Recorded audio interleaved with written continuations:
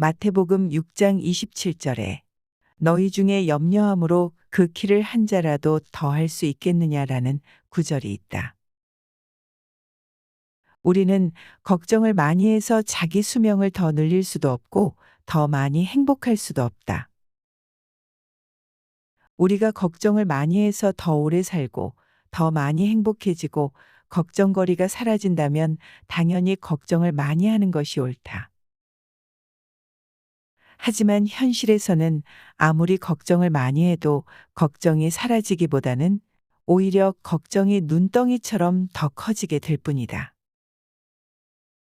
원래 걱정하는 마음은 자신의 안전과 생존을 위하여 미래에 닥쳐올 부정적 상황에 미리 준비하는 긍정적 의도를 가지고 있는 것이다. 그러나 오랜 시간 걱정에만 초점이 맞추어지게 되면 걱정하는 동안 부정적인 신경회로가 굵게 활성화되고 관련된 화학물질이 중독 상태를 만들어 걱정하는 문제의 경계에 갇혀버리는 부작용이 생기게 된다. 문제에만 초점이 맞추어진 상태에서 계속되는 걱정은 건강한 신경회로의 유연한 연결을 만들지 못하기 때문에 더 나은 해결책을 찾지 못하게 될 가능성이 높아진다.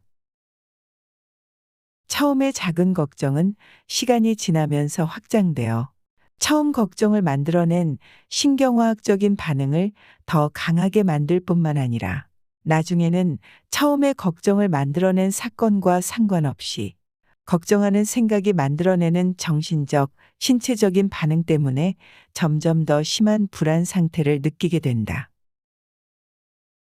이렇게 해서 불안한 느낌이 마음에 자리 잡게 되면 불안은 양날의 칼이 되어 우리 삶을 갈라놓는다.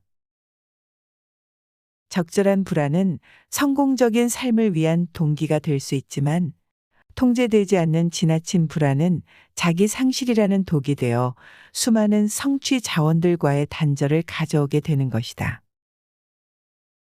예를 들어 여러 명이 달리기를 할 때 심리적 불안을 일으키는 각성된 상태를 만들지 못하면 생리적, 신체적인 활력이 제대로 일어나지 않기 때문에 꼴찌로 결승점을 통과해야 한다.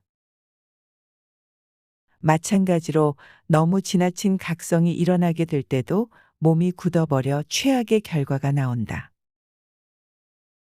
좋은 성적을 내기 위해서는 적정한 각성 수준과 불안이 필요한 것이다. 그래서 운동선수나 학생, 연예인, 사업가, 정치인 등 모든 분야의 사람들이 자신의 영역에서 최상의 수행 능력을 발휘할 수 있는 적정 불안 수준을 유지할 수 있는 능력을 가지는 것이 중요하다. 우리가 불안에 대해 부정적으로 생각하는 것은 불안을 제대로 알지 못하고 활용할 줄을 모르기 때문이다. 불안을 알고 통제할 수 있을 때 불안은 더 이상 우리를 구속하는 장애가 아니라 성공을 위한 소중한 자원으로 변화한다.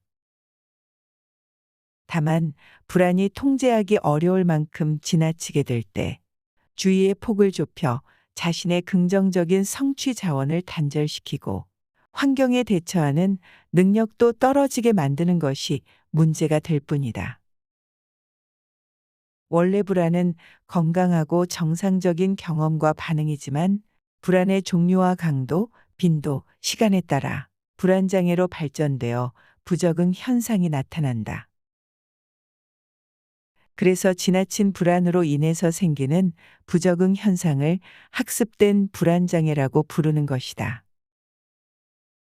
불안은 우리가 어떠한 마음 상태에서 어떻게 해석하고 반응하느냐에 따라 우리에게 상처를 주는 나쁜 칼날이 될 수도 있고 삶의 성취 동기와 활력을 주는 좋은 칼날이 될 수도 있다.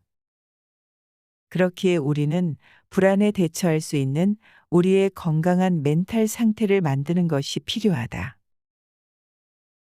불안이 느껴질 때 불안을 통제할 수 있는 멘탈 능력을 가지기 위해 불안에 중독되지 않는 건강한 상태에서 미리 불안을 극복할 수 있는 심리적 내성과 마음의 쿠션을 만드는 공부와 훈련이 필요한 것이다.